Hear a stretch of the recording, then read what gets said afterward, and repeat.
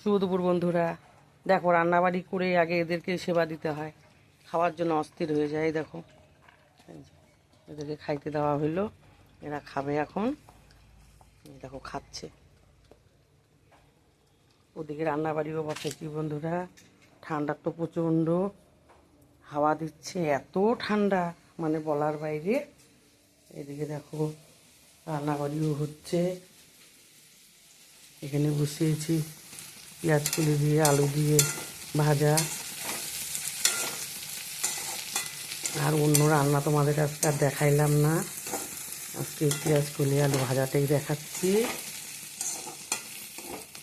প্রচণ্ড ঠান্ডা পড়ছে বন্ধুরা, সবাই ভালো থেকো, সুস্থ থেকো।